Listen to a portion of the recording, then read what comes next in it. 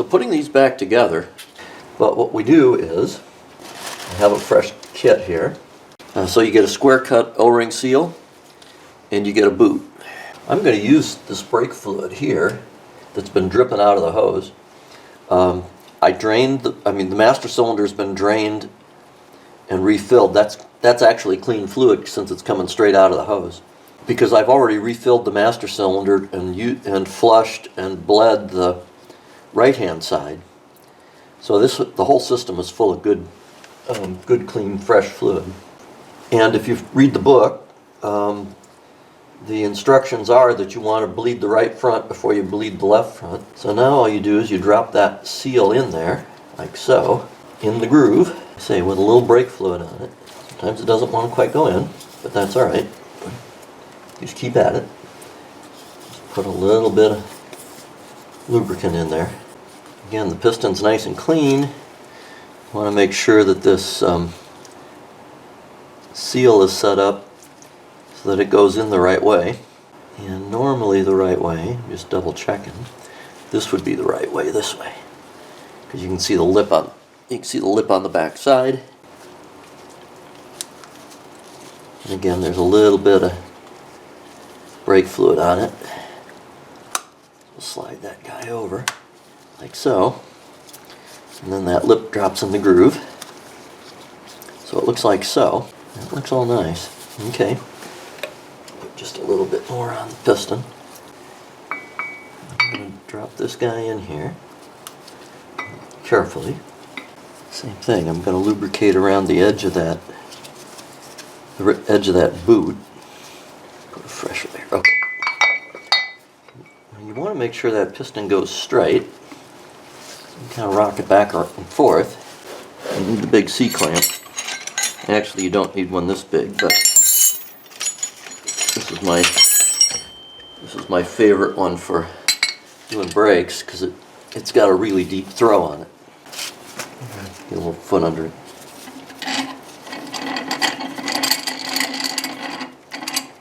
You kind of want to get it in the center if you can.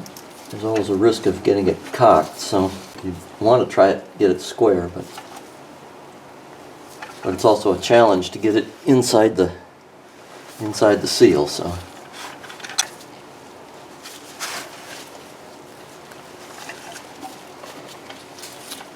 oh, there it goes.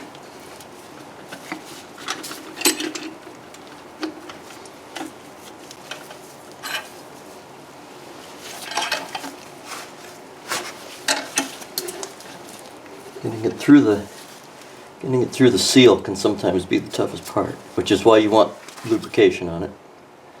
Alright, that's looking pretty good. And then as you get it down,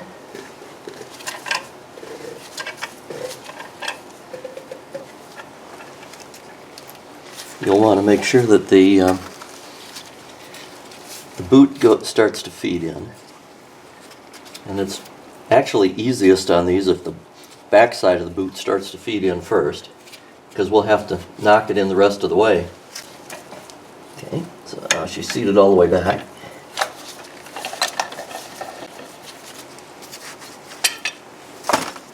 Okay, it's started in the back, which is the hardest part, because if you went in with a punch or something to the back, it's very, very hard to reach. So it's partially around, and because the piston sticks up the way it does, you can't use a straight bearing driver on it. They make a special tool for it.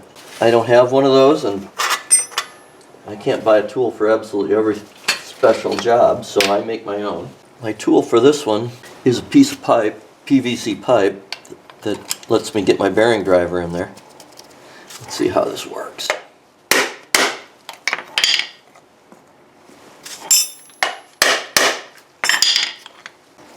Getting there. Got one spot there yet.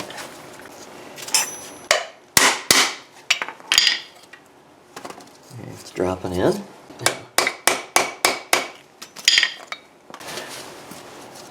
Generally don't want to bang on with a screwdriver because you don't want to tear the boot. I mean, when you get all done. There have been times where I've also used the old boot because it's got a metal rim in it. And if you put the driver in there, you can sometimes use that. That piece of plastic is cut off of a piece of 2.5-inch pipe, actually a 2.5-inch pipe fitting. If you want one of those, you can't go down to Home Depot, or they generally stock 2-inch pipe and 3-inch pipe, so you got to find a plumbing supply store or online or something, and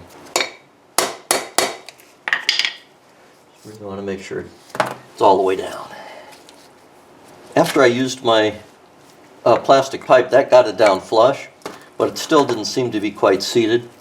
So I have a brass punch. It's actually made out of threaded rod, but it's soft, and I went in and tapped it just a little bit around the edges to make sure it was seated, and it went down just a little bit further than being flush. So now we need to put the rest of the caliper kit and prep it, because inside here there are seals, and in this case I don't think you can get them out with a non-metallic. You pretty much need a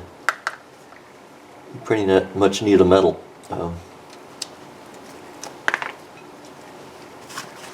a metal one to get them out. For the external, I use caliper grease. This is synthetic. I think it's also a silicone derivative, but we grease these guys up and put them in. Just kind of work them around until they seat in. And the grease helps that too. So we grease them up good. Drop them in those grooves. Just push them back in there.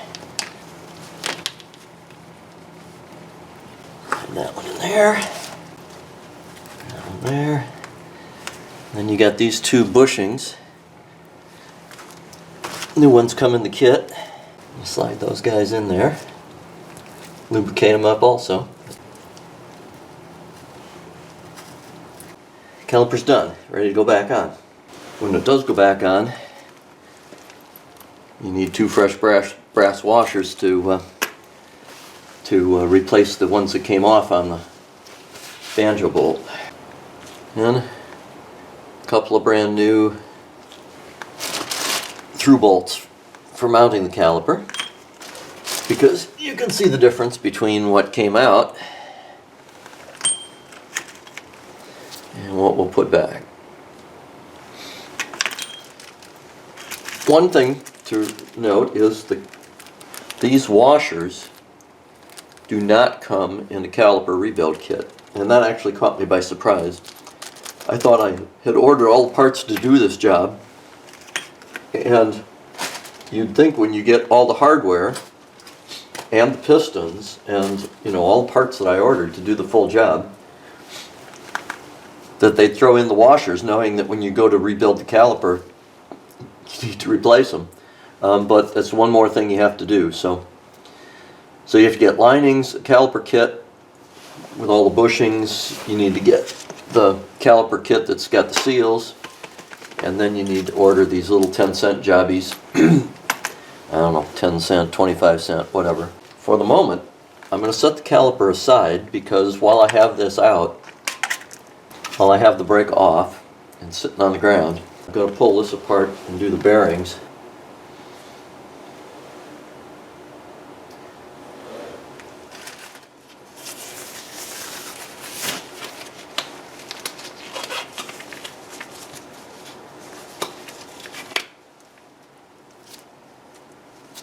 And then, I put my Scotch-Brite pad. Here it is.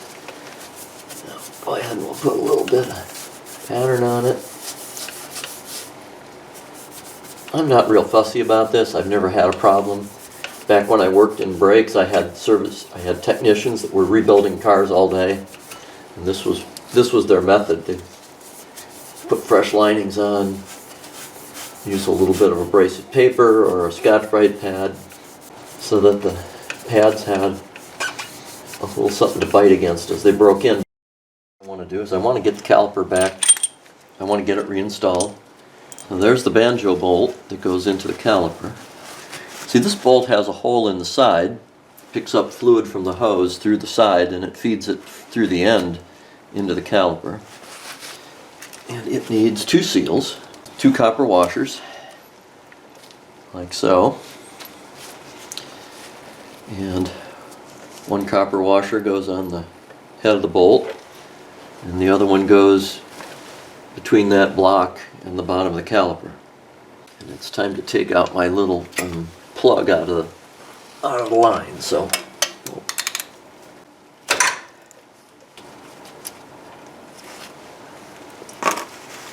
put on a fresh copper washer. There's my bolt.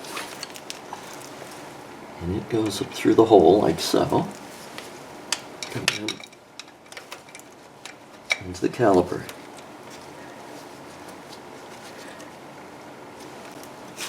And I'm just going to get it started.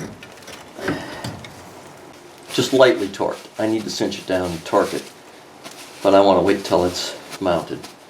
And we have the linings, and the linings have a clip that attaches to the back.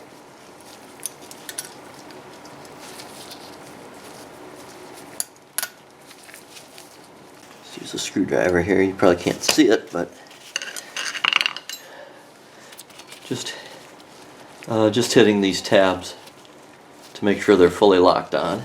And then the wear sensor goes at the leading end. Caliper's up here. Line goes in like so. That clip goes into the piston. And then the outer shoe clips in this way. Right now it just sits there. And then we want to just set this over the rotor. And what I'm going to do is, yeah, just like that. It's just sitting there. It's clamped over the rotor, but it's not all the way down. Reason it's not all the way down is that the bleed screw is right in here. And if you fully install the caliper, that bleed screw gets almost right up against the spindle and you can hardly reach it. I mean, we're not going to put a lot of pressure on the system here at this point. But what we're going to do is, I'm going to use my little bleeder device. And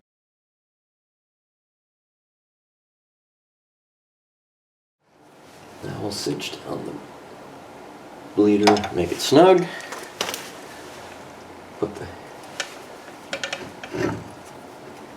the cap on it to keep the crud out. There it goes. Can't see it too well, it's on the back side, but alright, now the cap is on. 2 bolts. You can use that caliper grease pretty liberally. I mean, I suppose you don't want too much because you don't want it dribbling all over the brake linings, but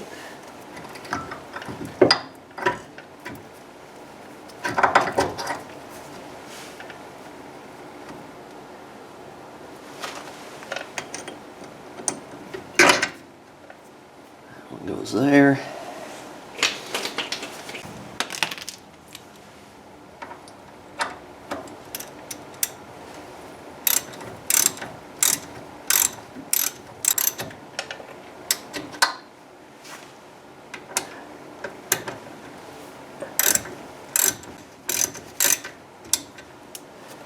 Now for the banjo bolt, that one takes 11 millimeters. Yeah, this one should be like 18 to 30 if I remember correctly.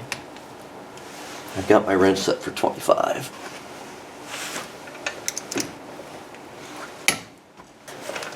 I think the official number on these is 30 to 45.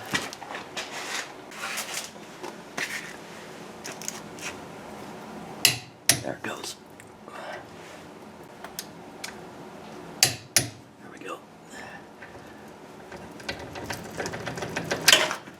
And there's really only one more step, and that is that once I get some pressure on these before I put the wheels on.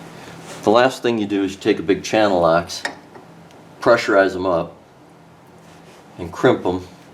Crimp this outer shoe, because you can see it's rattling. They want it down tight. I'm not going to do that right this minute, because based on the amount of air I got out over here, I want to go back over to the right hand side and double check and make sure it doesn't have any air before I pressurize it up. Okay, well, I've gone back and bled the right hand side and there wasn't any more air in it, but I put 3 or 4 more strokes in just to be sure. And so both sides are now bolted up, torqued up. Now I'm going to go ahead and apply pressure to them, pump the pads out. The shop manual says basically put 175 pounds on the brake pedal to make sure that the shoes are well seated, and then come back in here and crimp them. I'm going to go give them a push, and then I'm going to come back and crimp them. Alright, well, let's see if we got them pumped out. Got a hard pedal. The ends of the pads are tapered, so they don't look like they're touching, but they certainly are. And you can see that the pins have come on out through the bushings. So they just say to crimp them over the ears. The book says take a 12-inch channel ax and go to the bottom of the caliper, but that doesn't get you there. You've got to get underneath the shoe, because what you really want to do is you want to make sure that the shoe is crimped down tight.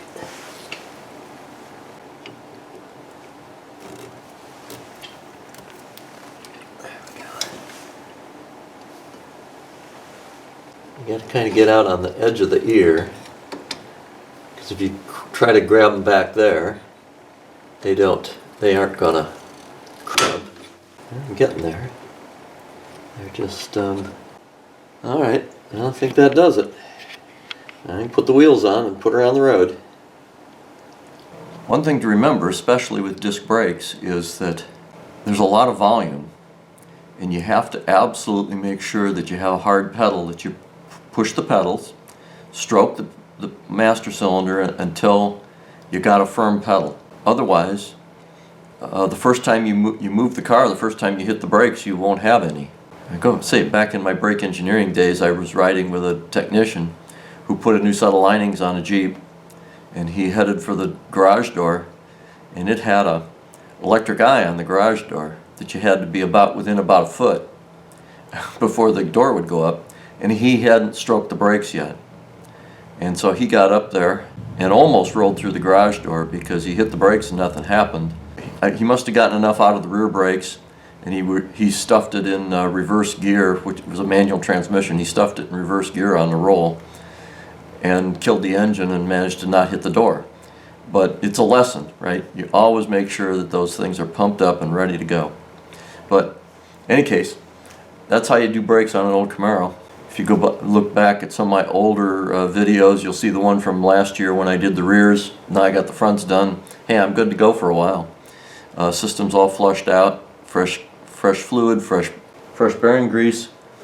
Hey, we're in good shape. So that's all for now.